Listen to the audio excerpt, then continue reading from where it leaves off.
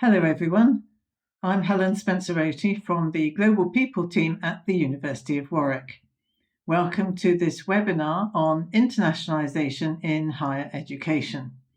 This is the second in our series, and today we'll be looking at the topic checking on progress.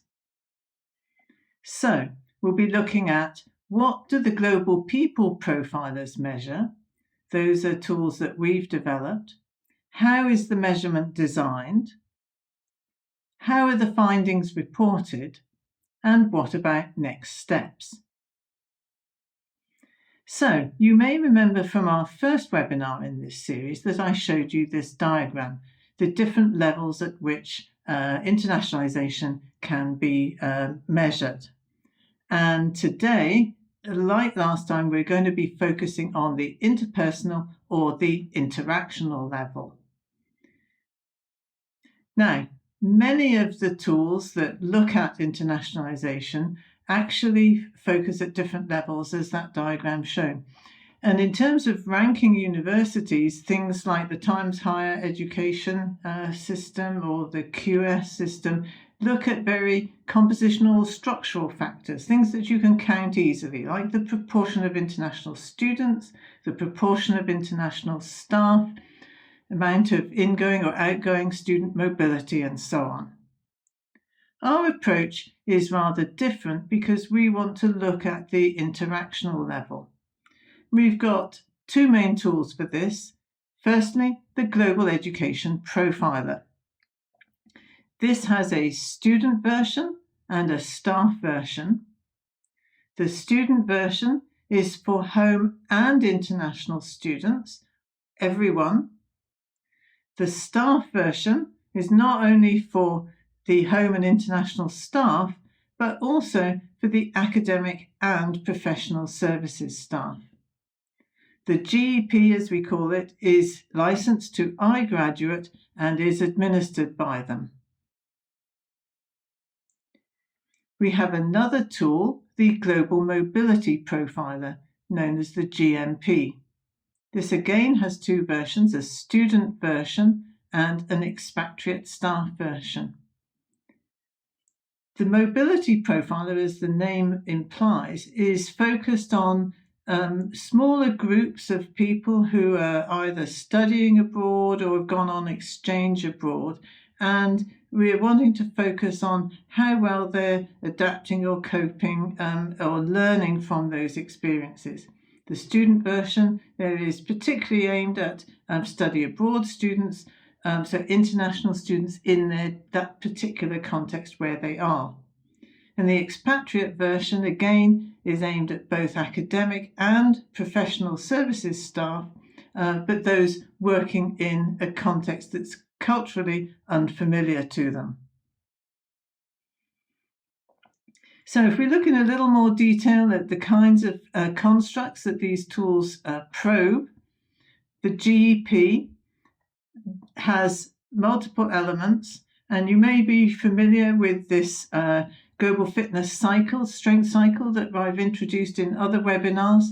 So environment, there's constructs such like global opportunities and support, the engagement routines, social integration and academic integration, for example, how far people are engaged with that. And then the outcome goals, things like global communication skills.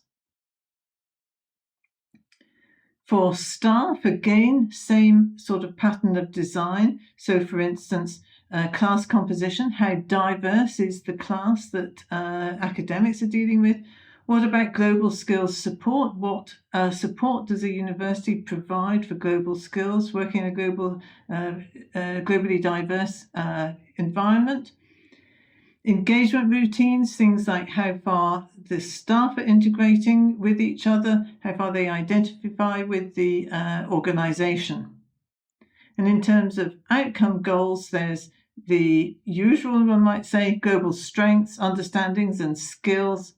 But also we include a range of global professional skills, things like student engagement in the class, or teacher engagement with students, things like that, or international relations, things that staff are having to be involved with on an international or intercultural level.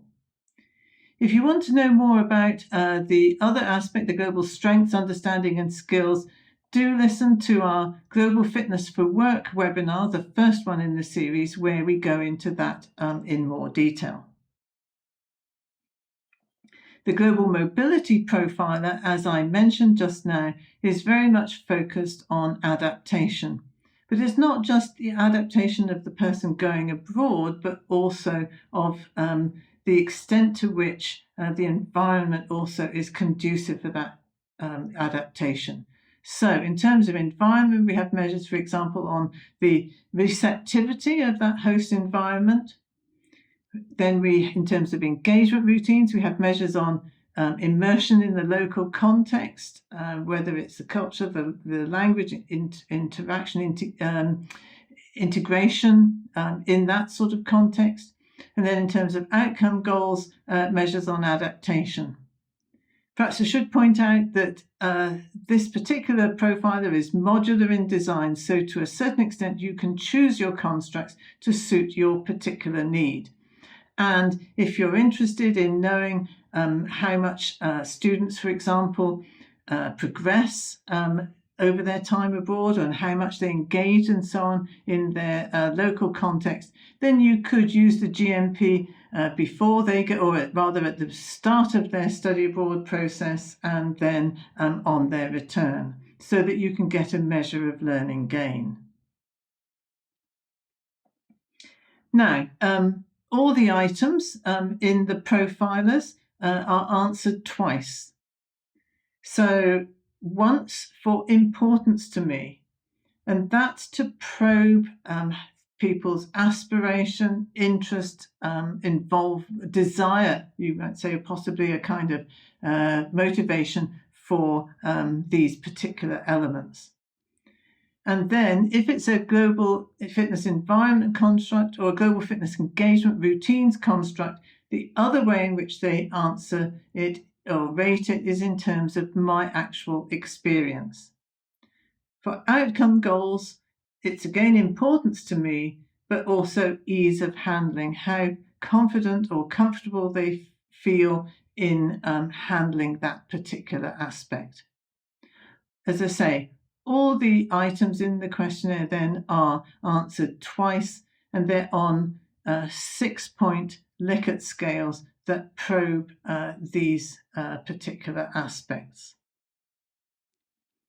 So in reporting the findings, we can, of course, report them by mean scores. So here we've got an example of the mean score for importance, 4.2 on the 6-point scale, the mean score for experience, 3.45 on the 6-point scale, giving a gap of 0.75. Now, there's nearly always a gap because people are usually not quite so satisfied, but that size of gap can give useful information. We do find, though, that mean scores often cover up a very large amount of variation among the student or staff population. And having the dual picture, asking people to rate the item in two ways enables us to present those findings on a matrix like that. So along the horizontal matrix, you've got level of importance from low to high. And on the vertical axis, you've got experience or ease of handling, depending what the construct is. So the ideal would be that it's rated high for importance and high for experience. That would be in the top right-hand quadrant, the flourishing one. If it's high for importance but low in experience, then it would be in the bottom right-hand quadrant, unfulfilling, and that's where you will have a lot of very dissatisfied students. In the limiting quadrant, that's in the bottom left-hand corner, these would be students who are not experiencing it, but they really don't care about it. Now, if I add a diagonal there, you can see that the diagonal represents where a person's rating of the importance and their rating of the experience is identical.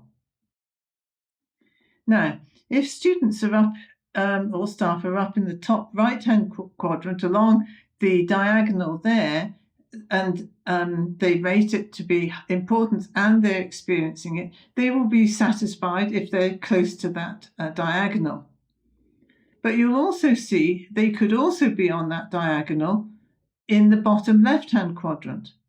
So when you have tools that use satisfaction as the measure, what you may find is that students may say they're very satisfied, but that's because they really don't care about it.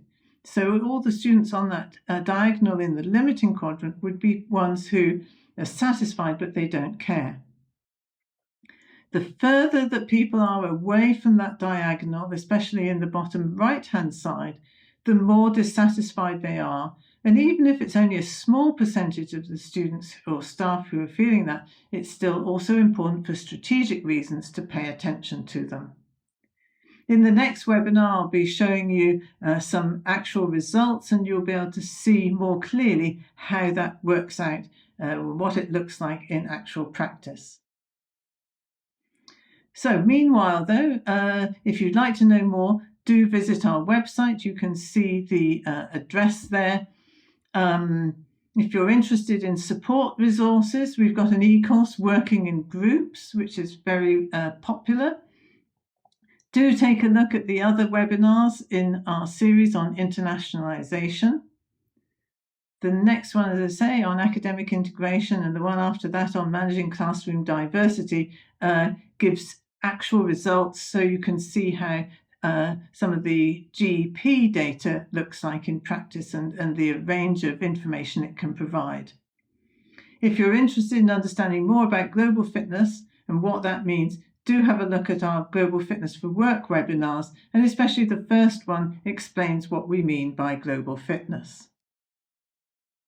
So, thank you very much for listening. We appreciate that. If you've got any questions, do add them to the chat box now, or if you think of them later, you're very welcome to email us. So, thanks again for listening.